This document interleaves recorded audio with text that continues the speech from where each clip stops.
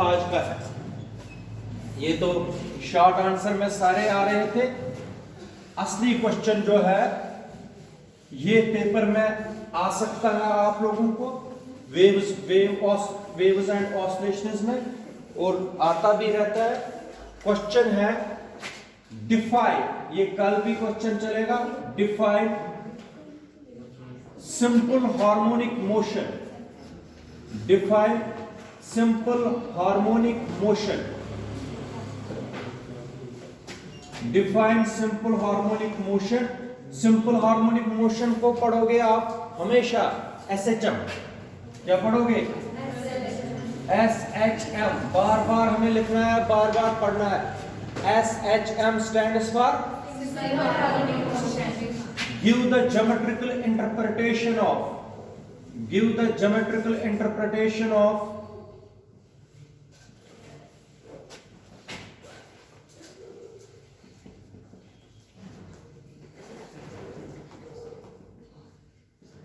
SHM। आज इतना कर पाएंगे हम। Define simple harmonic motion, give the geometrical interpretation of SHM। चलिए देखिए, सिंपल हार्मोनिक मोशन को डिफाइन करने से पहले तुम लोगों को मैं कुछ समझाऊंगा, फिर डेफिनेशन पर आएंगे, फिर इसकी ज्योमेट्रिकल इंटरप्रिटेशन। बहुत अच्छा क्वेश्चन और आपको आना भी चाहिए। एक सिंपल पेंडुलम ले लीजिए। मैंने जो बताया अभी आप लोगों को वो बोलना भी है। अगर ये सिंपल पेंडुलम है, इस पोजीशन को हमने कौन सी पोजीशन मानी? शाबाश बेटा, ये मैंने आपको बताया। ये कहां तक जा सकता है? यहां से भी कहां तक जा सकता है? शाबाश। एक फुल ऑसिलेशन कहां से कहां तक होती है? मीन से एक्सट्रीम, एक्सट्रीम से इसको क्या बोलेंगे? One full oscillation. आप सुनो, देखो, आप लोगों ने झूला तो लिया होगा बहुत बार। हम धक्का देते हैं आगे की तरफ, मगर उधर से खुद आता है वापस, उधर से कोई धक्का नहीं देता। नहीं आया समझ? मैं जब सिंपल पेंडुलम को धक्का देता हूं एक साइड से, उधर से थोड़ी आप धक्का देते हो, उधर से फिर इधर की तरफ जो चला जाता है फिर वापस आ जाता है। इसका मतलब हमेशा किसकी तरफ आता रहता है? Mean position. कौन लाता है? कोई ना कोई लाता होगा ना इसको मीन पोजीशन की तरफ। कोई खींच के तो लाता है इसको। इधर सुनो बेटा, मैंने ये मैंने पढ़ाया भी है। जब स्प्रिंग को हम खोलते हैं, स्प्रिंग को हम खोलते हैं फिर छोड़ देते हैं, वो वापस अपनी पोजीशन पर फिर से आते हैं। आप लोग सोफे पर बैठते हो, सोफा दब जाता है, आप लोग उठते हो, कौन लाता है इनको वापस? नहीं, इसको लाता है, मैंने पढ़ाया हुआ है, उस फोर्स को बोलते हैं रेस्टोरिंग फोर्स। क्या बोलते हैं? नहीं बोला? Restoring force. इधर सुनो, बोर्ड की तरफ इधर देख लीजिए। अगर मैंने सिंपल पेंडुलम को यहां से धक्का दे दिया, सिंपल पेंडुलम जा रहा है कहां की तरफ? Extreme position. मतलब ये टू एंड फ्रो करता है।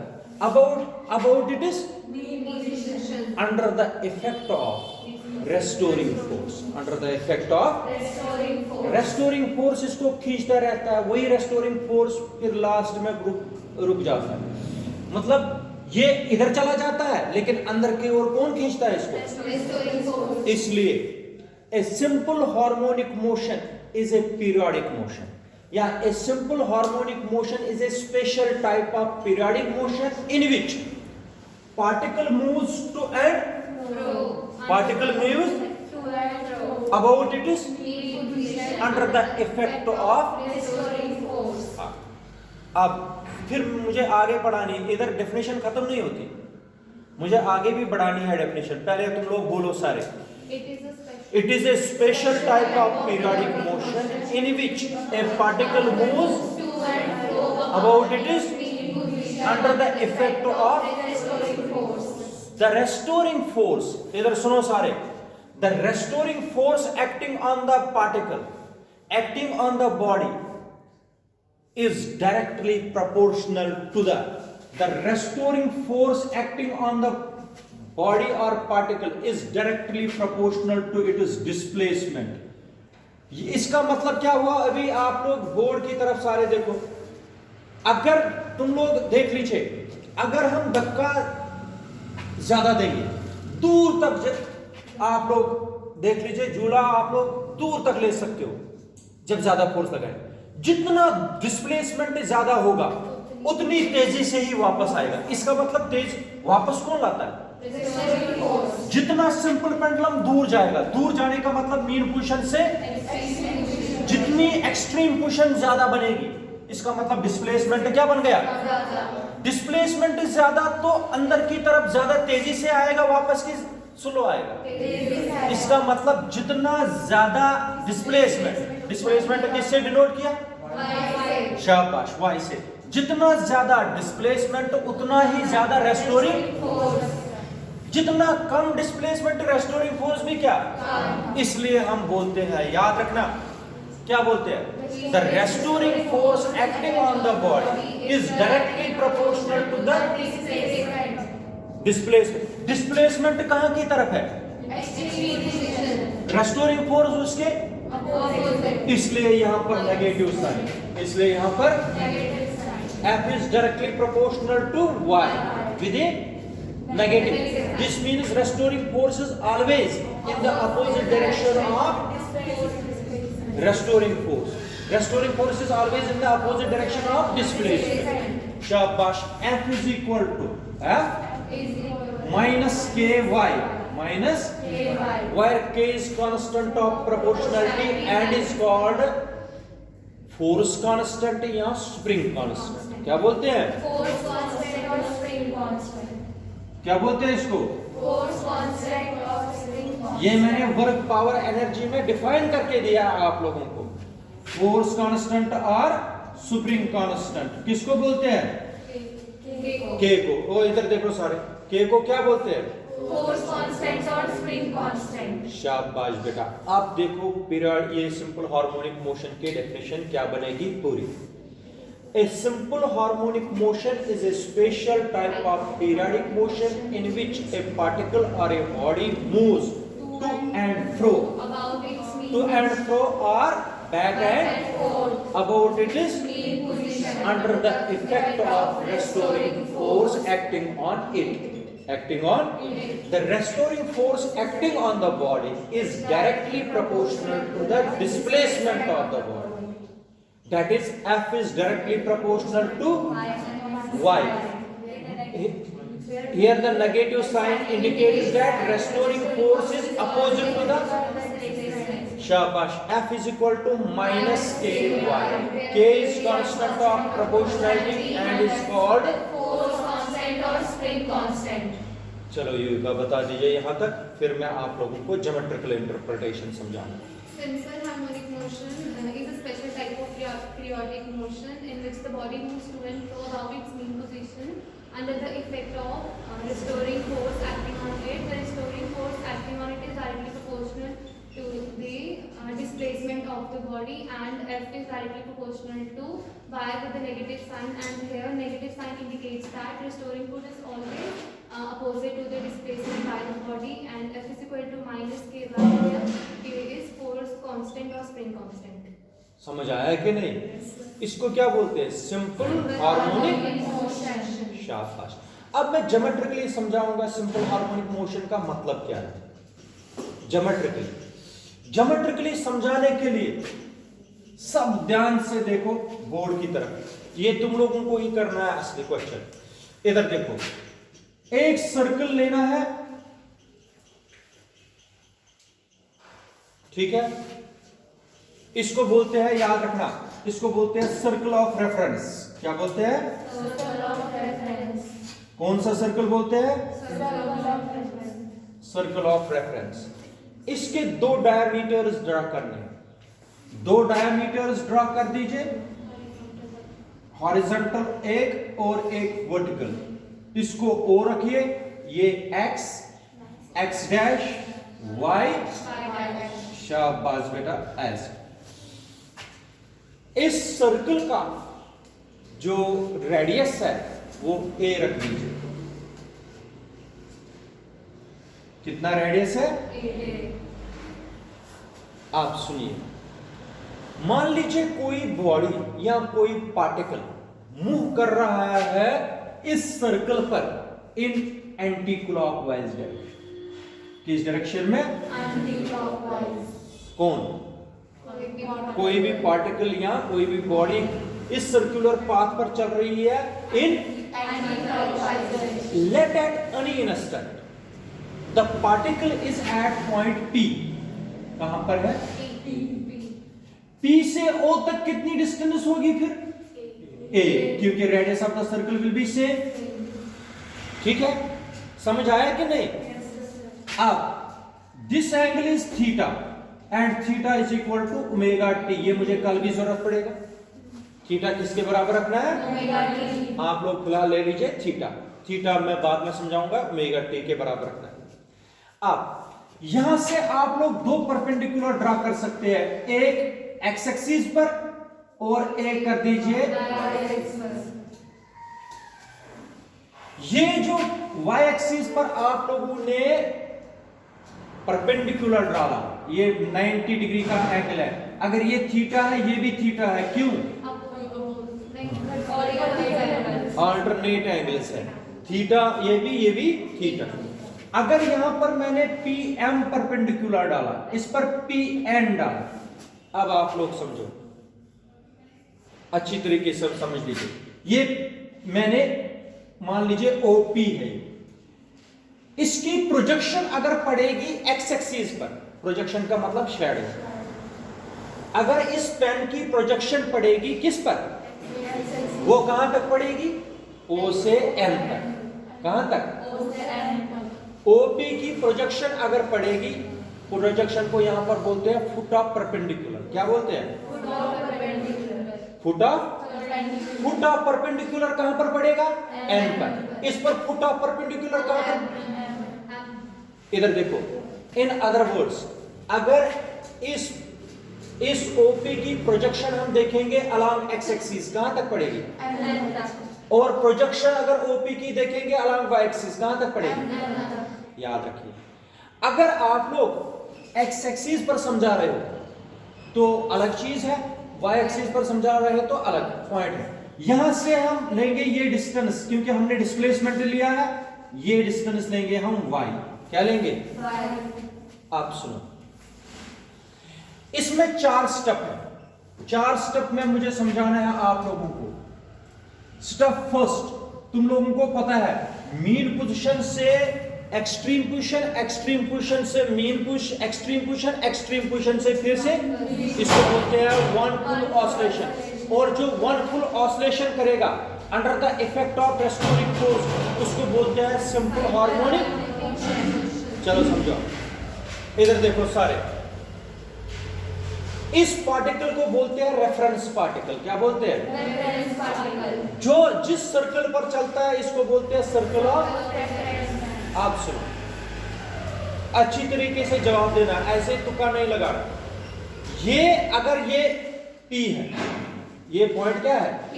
इसकी टॉप जो है P है।